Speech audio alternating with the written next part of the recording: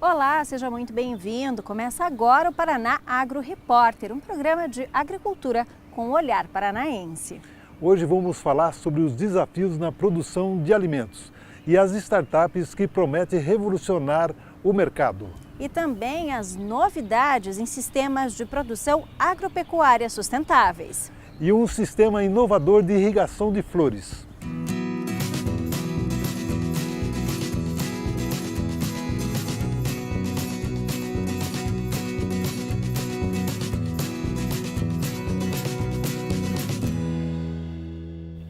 Com o crescimento da população, aumenta a demanda por alimentos. Produzir mais e diminuir o desperdício é o desafio dos produtores e da indústria nos próximos anos.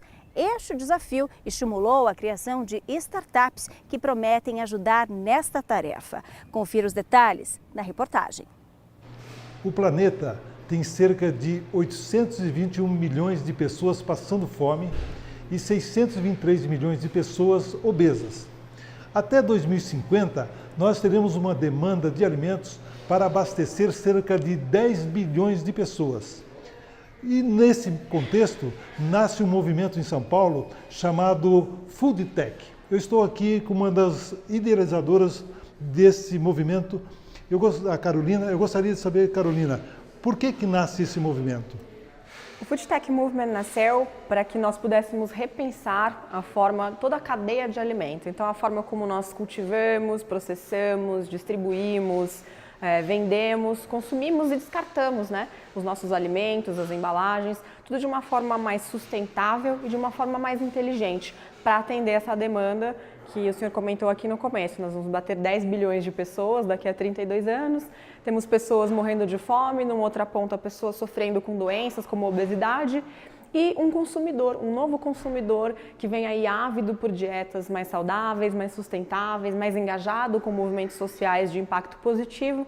Então, baseado em todas essas variáveis, essas vertentes que significam um grande desafio para a indústria, nós criamos o Food Tech Movement, o movimento das food startups brasileiras, para que a gente pudesse juntos fomentar este ecossistema e repensar novas formas de consumir. E quem está inserido nesse movimento?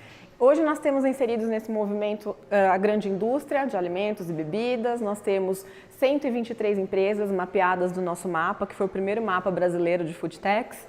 Nós temos a academia, então nós temos uma participação lá em São Paulo com a FGV, com a USP, fundos de investimento, empreendedores, o consumidor.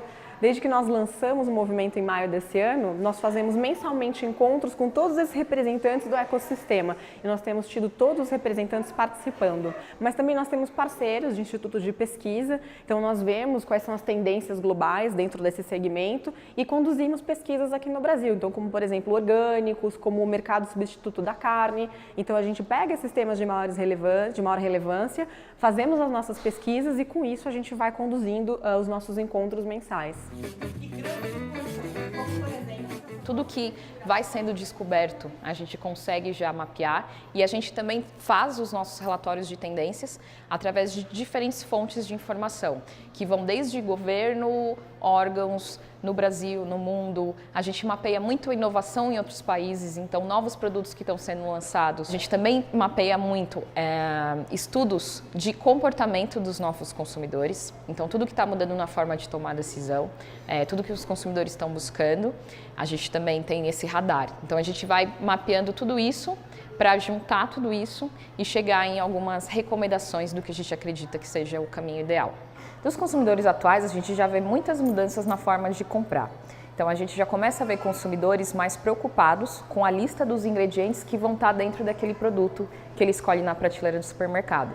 Então ele quer que sejam menos ingredientes e ingredientes que ele reconheça, ingredientes que ele poderia ter na casa dele, mas que estão ali prontos de uma forma muito mais prática para ser consumida. Para as próximas gerações, a gente vê muito pessoas se preocupando com o propósito por trás das marcas. Então, marcas que não queiram só vender a qualquer custo, marcas que não queiram colocar no mercado qualquer tipo de produto.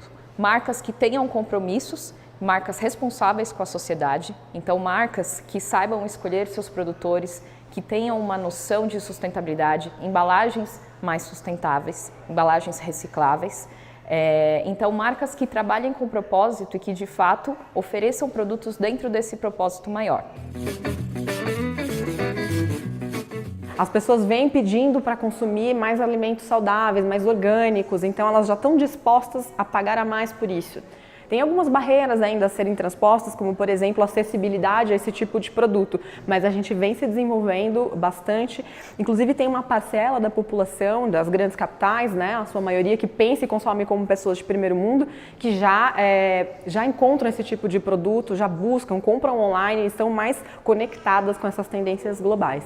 O consumidor começou a olhar para isso, a olhar rótulo, a ler rótulo. E foi por isso que a gente montou uma empresa onde nossos produtos eles não têm adição nenhuma de conservantes. Então ele é um clean label, onde o cliente lê, o consumidor lê, ele entende o que ele está consumindo. Então esse é um mercado que quando nós entramos há 5 anos atrás, especificamente no segmento de sobremesas, praticamente éramos nós só que tínhamos isso, e hoje tem várias outras empresas já seguindo esse caminho e cada vez mais é um número absurdo no mundo inteiro que está crescendo nesse segmento, né, de alimentação. E as pessoas estão cada vez mais exigentes. Os jovens estão querendo coisas diferentes. Então essa mudança do comportamento, né, com esses movimentos, os empresários têm que ficar atentos. E a Abrazel, ela tem que participar de movimentos como esse para levar o quê? Uma coisa que é mais valiosa que tem, a informação. E aí com a informação ela consegue realmente dar uma qualidade, né, e uma inovação que o cliente tanto deseja para que possa continuar frequentando esses estabelecimentos. Esse movimento, na verdade, não é mais tendência, é um movimento que veio para ficar. A academia, ela já trabalha nisso, no caso no setor europeu, nossos cursos na área de gastronomia já estão caminhando para maior idade, para mais de 21 anos. E sempre nos nossos projetos pedagógicos, a gente sempre procurou privilegiar esses temas alinhados à questão da sustentabilidade, à questão de uma cozinha responsável. Porque não só a gente deve se preocupar com qual é o resultado final daquilo que a gente está entregando para o nosso consumidor, mas a gente tem que ver o início dessa cadeia e o depois do consumo, né? Então, na minha opinião e na minha gestão, trazer os alimentos que sejam os mais naturais possíveis, aqueles que estão mais próximos de uma alimentação que traga mais saúde, que tenha mais respeito com a terra, com os produtores, né? Então priorizar os alimentos orgânicos sempre que possível e trazer o máximo de contato com aquele que produz para minimizar os atravessadores, minimizar custos e também tirar um pouco às vezes da falta de contato com essas pessoas. Então as startups trabalhando em conjunto com as indústrias é um movimento que só tem ganhos, porque os dois lados ganham, a indústria se torna mais ágil e ela consegue novas tecnologias para incorporar nos seus processos e as startups crescem de maneira mais escalável quanto mais elas se conectam a essas grandes indústrias. Então a busca de vocês é por um alimento saudável. Por uma forma de consumir mais sustentável e a geração de novos negócios mais inteligentes também, para a cadeia como um todo.